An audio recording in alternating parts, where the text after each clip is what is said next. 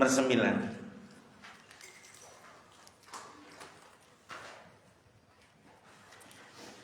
Apakah bayi merasakan sakit? Apakah bayi merasakan sakit? Ini pertanyaannya seperti sepele nih. Tapi kalau dibahas lebih jauh, ini banyak hikmahnya nih pertanyaan ini ya.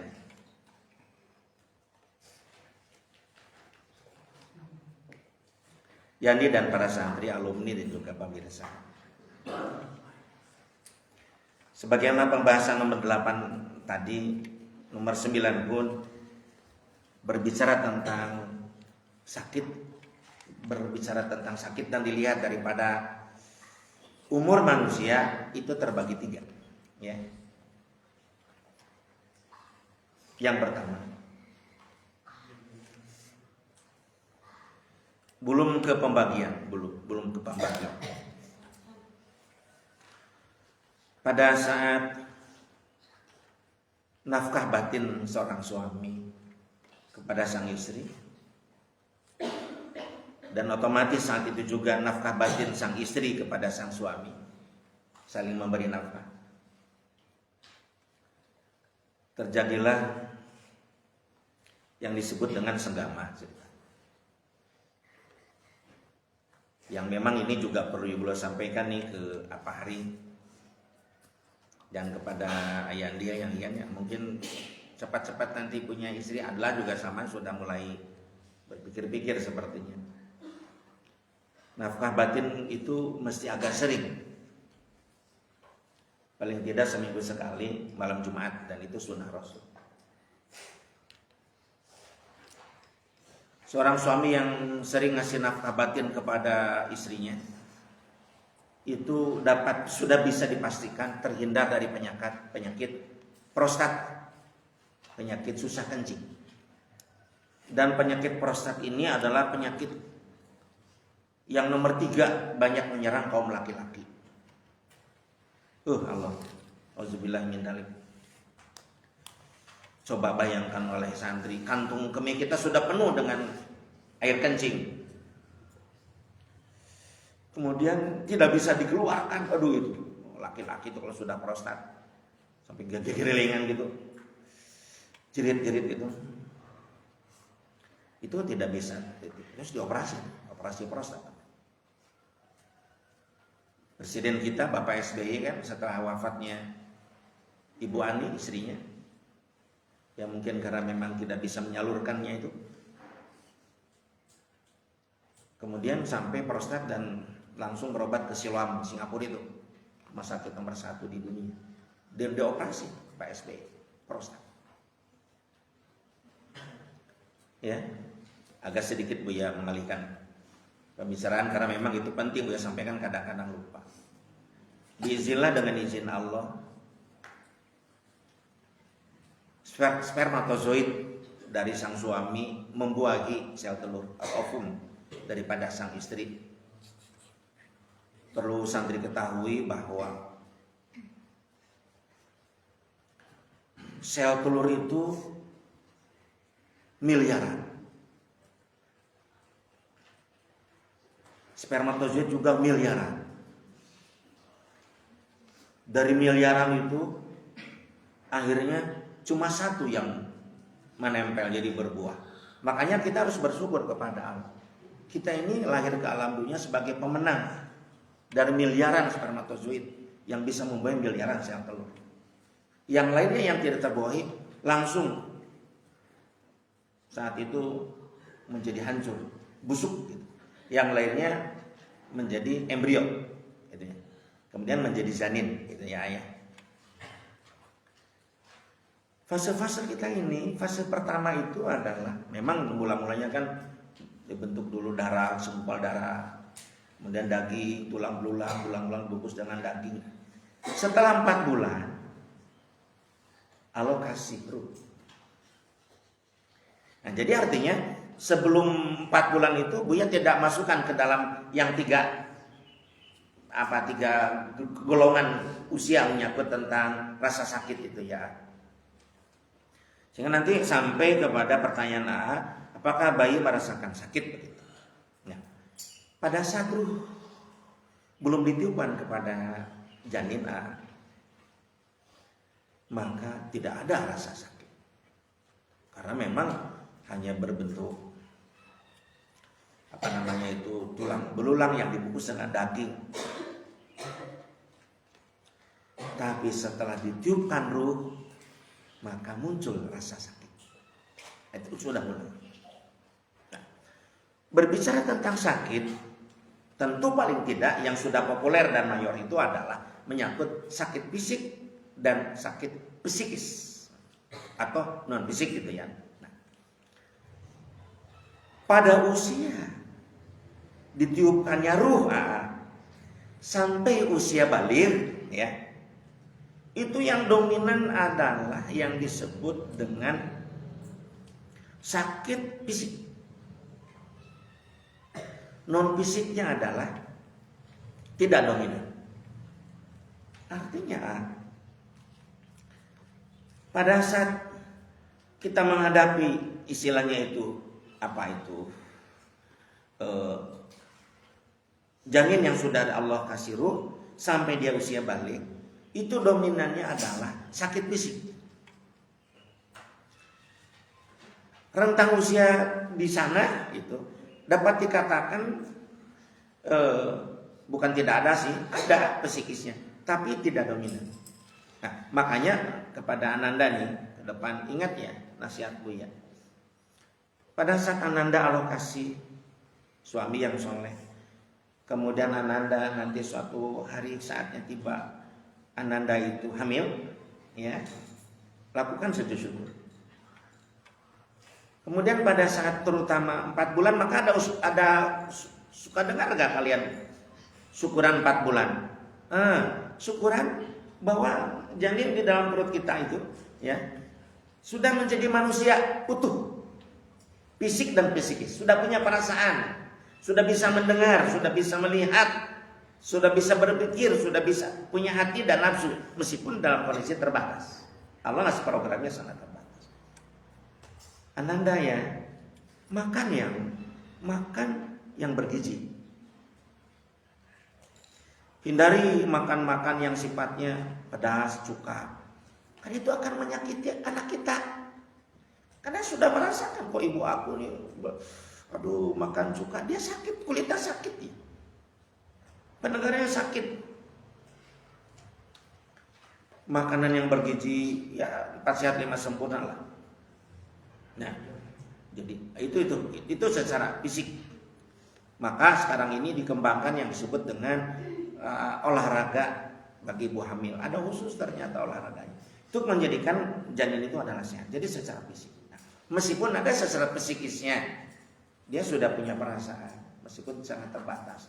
Makanya pada saat ibunda Imam Syafi'i, maka Imam Syafi'i pas lahir begitu sangat cerdas. Usia 7 tahun sudah hafal Al-Quran. Karena setiap akan baca Quran, ibunya bilang gini, nah ibu mau baca Quran ya, dengarkan oleh kamu.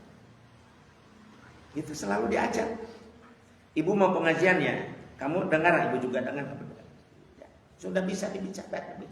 Itu secara psikis. Ibu mau makan ya, ayahmu juga mau makan. Ini untuk laki-laki calon ayah, ya. Pada saat istrinya nanti hamil, siapkan dana yang agak lebih. Untuk apa? Beli makanan yang bergizi, susu murni, susu sehat. Yang kedua, pada saat istri kita hamil, itu sensitifnya luar biasa istri kita. Jangan heran kalau marah-marah, kadang-kadang membenci tiba-tiba ke kita. Maka jangan pernah kita marah. Apalagi marahnya meningkat gitu ya. Karena bukan saja menyakiti istri kita, tetapi menyakiti anak kita. Secara psikis dia sudah merasakan kekerasan daripada ayah.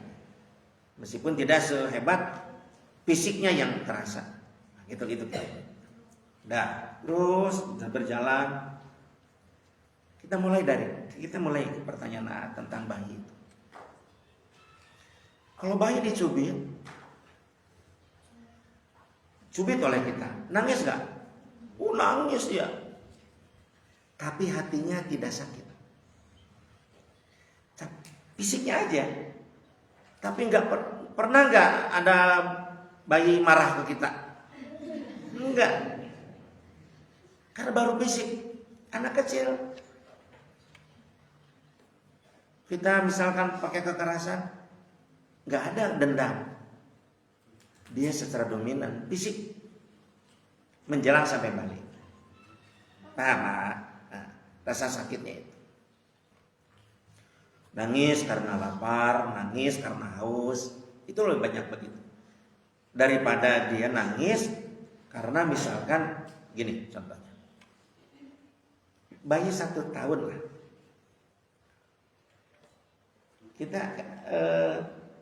Kita cobakan dulu es krim ke dia. Tuh, enak gitu ya, enak. Dia senyum karena mau. Udah.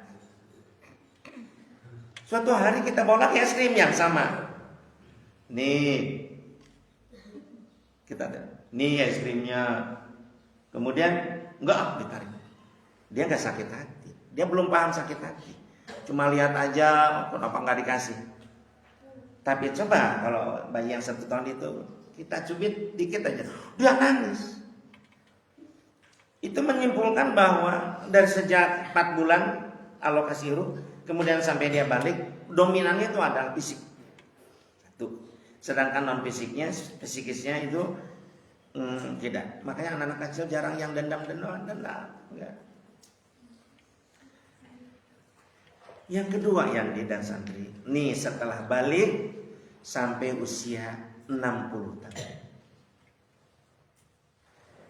Ada orang bilang 40 tahun, tapi Buya nggak percaya 40 tahun. Yang Buya rasakan 60 tahun. Karena Buya banyak pengalaman. Buya kan di samping sebagai penceramah, Buya sebagai istilahnya itu apa ya ayah istilahnya itu menurut ibu-ibu itu tempat curhat ibu-ibu. Jadi tempat pengaduan ibu-ibu lah, termasuk juga tempat pengaduan bapak-bapak yang ternyata yang sering ngadu ke Buya itu baik ibu-ibu dan bapak-bapak usia 60 ke atas. Nah ini nanti Buya ceritakan tuh pada golongan yang ketiga itu. Pada usia balik sampai usia 60 tahun, antara fisik dan psikis itu dapat dikatakanlah meskipun gak pas-pas amat sih, imbang. Artinya dalam rentang usia seperti itu jangan coba-cobalah kita bermasalah, karena di samping dia merasakan sakit fisik, dia juga merasakan psikis sakit hati yang kadang-kadang menjadi dendam, hasud, iri, dengki, itu dari sifat-sifat itu. Jadi usia-usia kita ini, usia-usia Yandi, usia-usia apa hari kan rentang itu. Terus usia apa jadi usia adalah Nasir satu usia. Ayursa, Amel, Sally, Agnia itu usia-usia di mana kalau ada seseorang yang menyakiti memang sakit hati. Termasuk juga kalau dipukul misalkan ya dan lain sebagainya merasakan sakit. Nah udah. Jadi maksud Buya begini, usia-usia seperti ini kita ini, kalau Buya sudah mulai kegenap, Buya berharap tidak masuk ini, berharap Buya masuknya kalau sudah 70 berharap seperti apa enggak?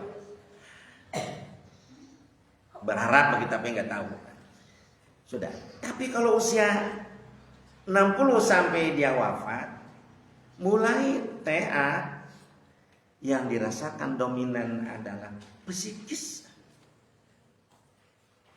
Dan fisiknya sudah mulai tidak begitu dominan. Bahkan menjelang wafat sudah sepuh-sepuh. EGP, emangnya gue pikirin fisik aku disakiti sudah gak sakit, tapi hatiku. Makanya Rasulullah SAW menyampaikan kepada kita semua, rogimaan pun summa rogimaan pun gitu ya. Man adroka abawaihi kilahuma aw ahduhuma falam yadkhul jannah, gitu. Ini sabda Rasul. Ini sebetulnya menyangkut golongan ketiga. Begini artinya. Begitu rugi sampai di hadapan pengajian. Sahabat nanya, siapa yang rugi baginda? Orang yang mendapatkan ayahnya, baik dua-duanya, ibu dan ayah, ataupun salah satunya, ayah saja atau ibu saja. Falam yadkhulul jannah, tetapi orang itu tidak masuk ke surga. Apa artinya? Jalan masuk ke surga yang paling dekat adalah pada saat orang tua kita sudah pada sepuh, ya, baik dua-duanya ataupun salah satunya, dan di sanalah kita harus sabar karena mereka secara psikisnya luar biasa, sangat dominan. Sahur bahasa Sunda mah belikan.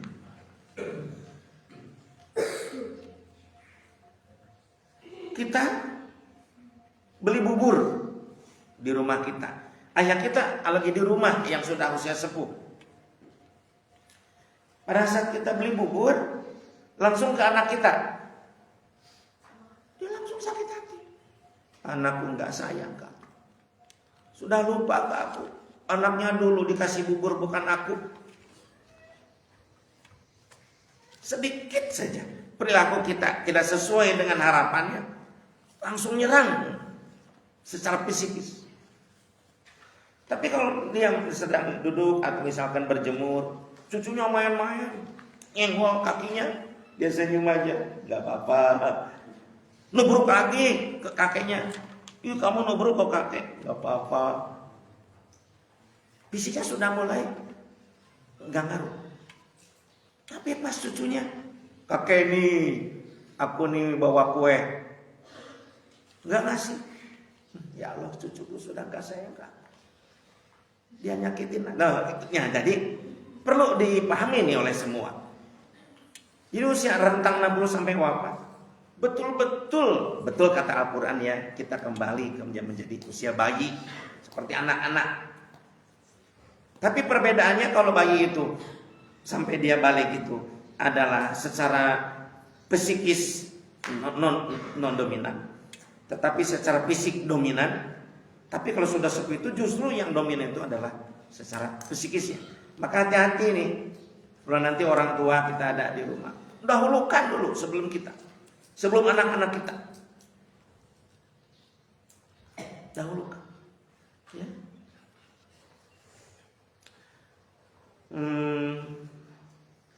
Ada kan di zaman baginda Rasul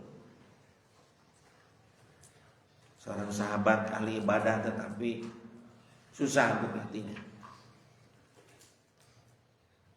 karena memang tidak memperhatikan aspek-aspek seperti ini karena ibunya sakit hati.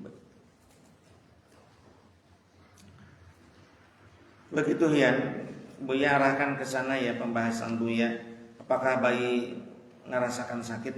Tentu ya, cuma sakitnya lebih dominan daripada fisiknya. Jadi ini hikmah dari pertanyaan AA ini bagi kita semua. Hati-hati pada saat kita menghadapi manula, ya. Sudah usia sepuh, hati-hati, jangan sampai tersakiti.